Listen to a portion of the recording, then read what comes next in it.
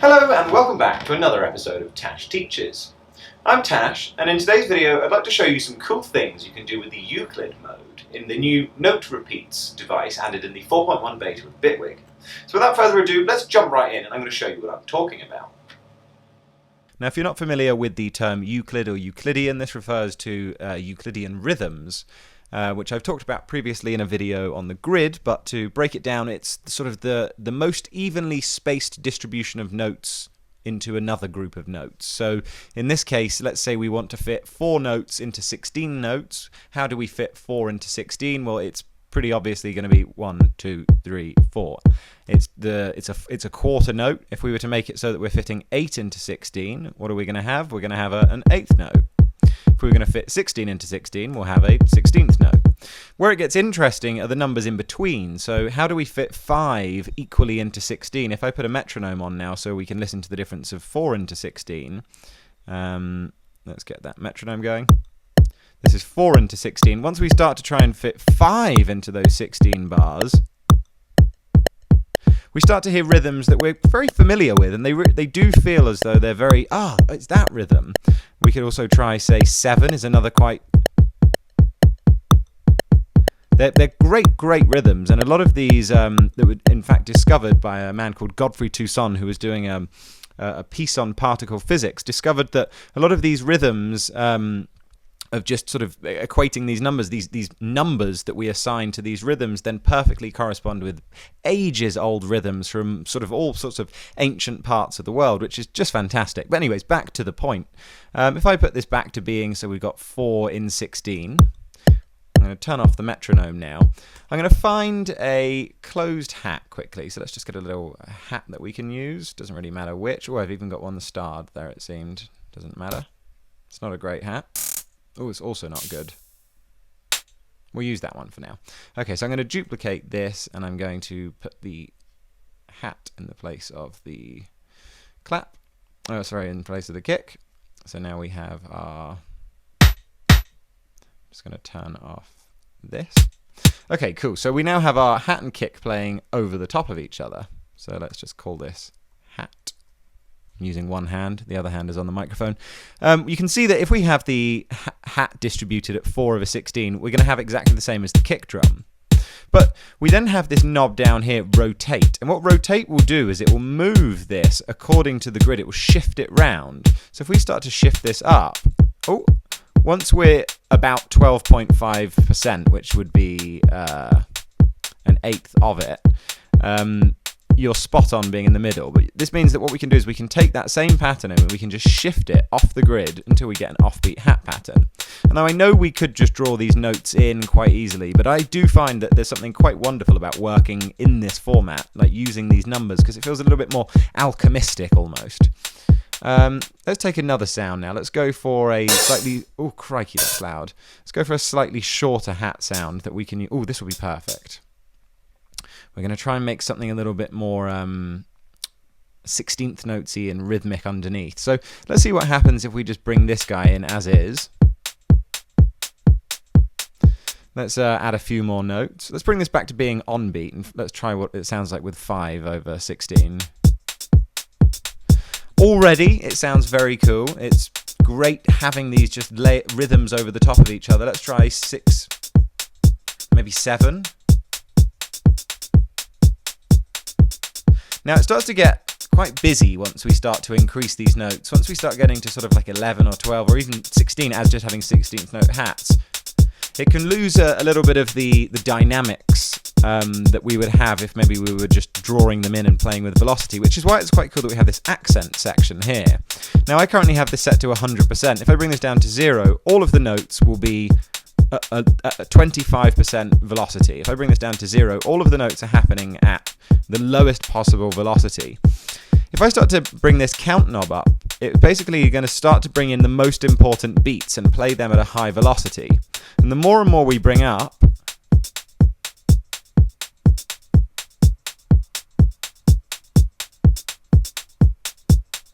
and of course we can still rotate this.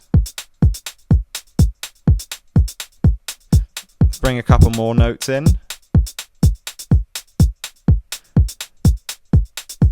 And this low velocity bit here will now dictate all of the other notes that are playing at what velocity they play. So if I start to bring these up, you'll start to hear them a little bit louder. But this is a great way of making these sort of multi-velocity rhythms compared to this.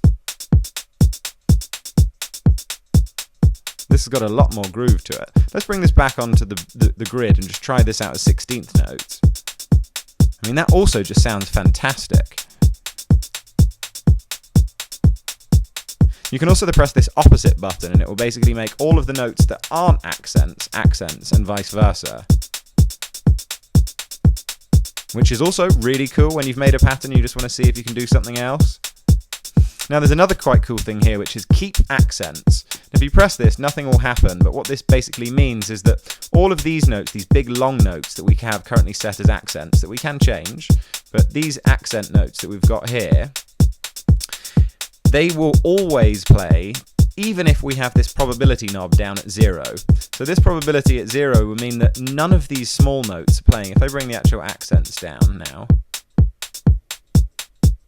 none of these guys are playing. If I put this to 100%, you can hear them. Down at 0, none of them are playing. But this means that we can basically set it so that 33% of the time we'll have these smaller notes. Let's bring a few more accents in. And that's a great way, again, of creating something that's quite live, but has that familiar repetition that we sort of look for in rhythm. It's all very well having things be random all the time, but really one of the most important things of tying that randomness together is having an element of repetition to it. And I think layering multiple of these kind of devices is just a great way of being able to keep those elements that drive the track forward and ultimately define the song in themselves, but also being able to add a little bit of playfulness in whether or not things trigger or not. I think it's absolutely fantastic. So why don't we now try and find another sound? I'm going to go into my toms section, see if we can find something quite low and do a bit of a bass to go with this. This one could work. Okay, so let's duplicate this down again and pop that bad boy in there.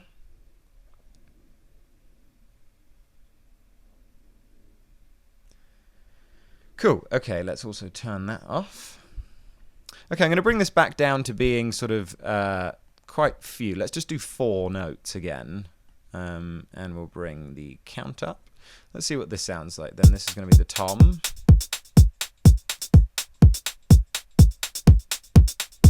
Let's rotate this a bit. Now that's quite cool, having something start there. Let's see if we start to increase the amount of notes.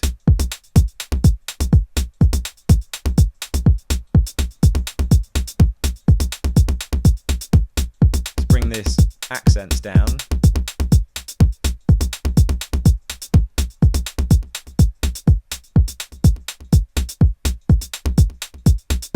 It's really fun to play with, and I think what's so cool about it is you sort of just jam out for a while, and every now and then you'll just lock into this excellent groove.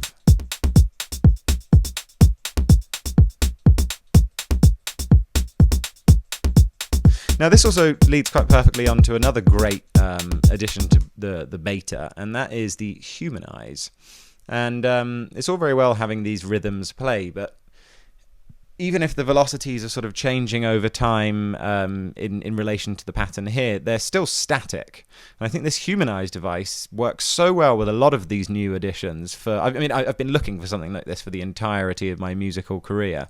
And there's something that just, like, with literally does exactly what it says on the tin, just humanizes things live in real time. So what I can do is if I bring this timing and velocity down, in fact, I'm going to try this out on this more busy hat that we've got going on here. Let's bring this back before. So currently, the hat sounds exactly as normal, exactly as we would assume it to. But we can now bring up this velocity, which will just create a bit of randomization within that velocity. So these accent notes will be a little different every time, just the same as these will. And if we increase this massively, it just sounds sort of insane. But just a small amount, so just straying away ever so slightly from this pattern that we've sort of pre-programmed in through our accents and the overall use of this. A little bit of velocity goes a long way. You can also increase the amount that the velocity works here. Sounds really great. But we've also got this timing knob now, and this is just fascinating because basically what this has done is it's basically taken the time shift device that we had before, but it's just made it possible to do things with MIDI in real time. This moved the actual audio, where this, if I play this in real time, the more I increase this, the more that hat's going to start to drift away from being in time. And that just sounds awful now because we're all the way out. But if we start to bring that back a little bit, that 7 millisecond humanization sounds fantastic to my ears. Why don't we do that sort of on this tom as well?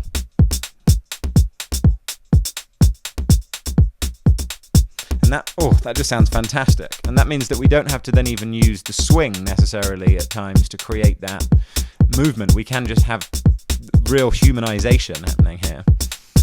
So I absolutely love that. I think it's fantastic. Another great use of this Euclid mode thing is if we take a synthesizer. So let's say take a polysynth, for example. Oh, no, let's take Polymer. There we go. So what I'm going to do is I'm going to take scalar before this, and just so we can have some chords quick. Right, so let's take a chord progression here that we can then use. Let's go for disco. Let's see what these sound like. And once this decides to map to my keyboard.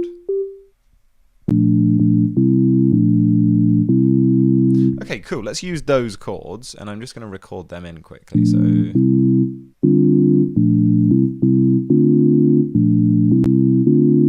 Okay, I quite like that. Let's record it.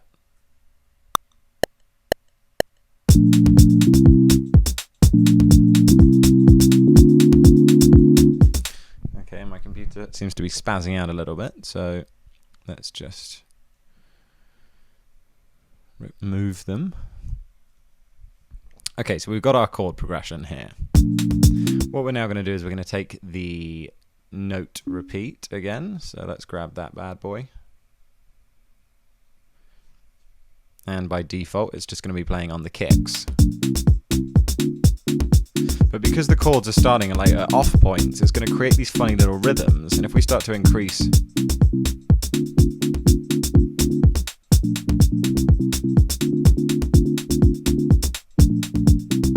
and of course, if we start to use this velocity, and we'll use the velocity to maybe increase the skew.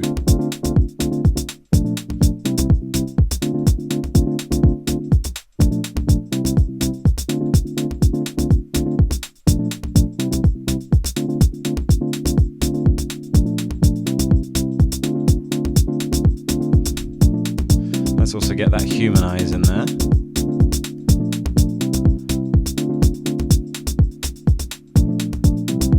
A little bit less on that timing.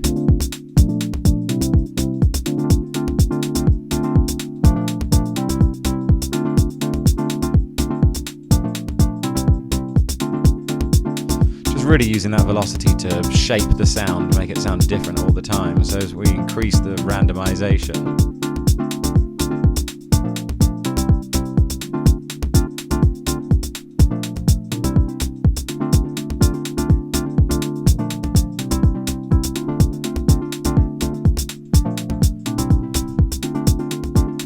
sounds bloody brilliant. And of course we've got the chance knob on all these as well, so we don't always have to send every note through, but we could use the same thing here as well. So we'll go for keep accents.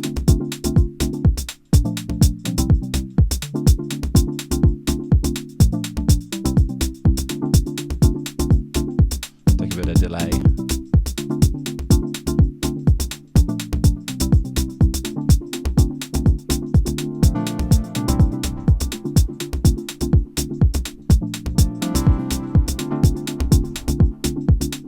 What we could also do is then take this note repeats, and in fact, if we duplicate, or we put everything here into a group, so we could duplicate this. We could then make a different pattern. So let's do 7, and we'll keep it on 0, keep the accents there. And then let's just change the texture of the sound. So we'll go for a sawtooth. So let's see if we get something quite interesting here.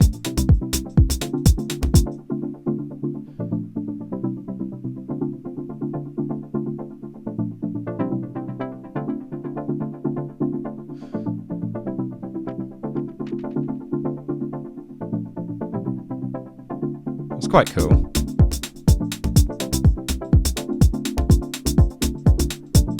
Or in fact, we could put this scalar before that one, and we could duplicate it for that one, and we could change the voicing. Or we could just change the inversion. That would sound quite cool. I'm going off on a bit of a tangent here, but let's see where it goes. So if I just take all of these chords and drag them down, which notes are we doing? So if I click this edit button, I should now be able to, if my computer decides to let me, let's just do an inversion up on all of these chords. I think it was a B flat major and a C major. Okay, are we done? Yep, +1. My god, that is too much lag. What is happening? Okay, let's see how it sounds. And we can also rotate this. And they just sound fantastic when you start to rotate them around.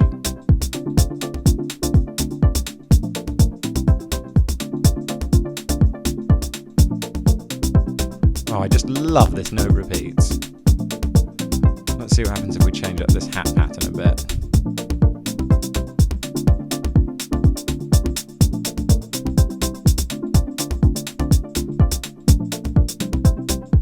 And of course you can have this low velocity thing also modulate. Let's take a random, but we'll keep it on smooth mode, and this can just ever so slightly change the threshold of those lower notes, so they'll be becoming louder and quieter over time. You can see that. Super cool. Anyways, I think that about does it for this little exploration, and I shall be doing some more videos on the 4.1 beta stuff again soon, because there's just so much cool stuff to look at here. And yeah, so I'll see you in the next video. Well folks, that's sadly all we have time for today, but I do hope this video has been useful. If you enjoyed it, then please remember to like, comment and subscribe, and smash that notifications button too if you'd like to keep up to date with all of my future videos. In the meantime, happy Monday and happy creating!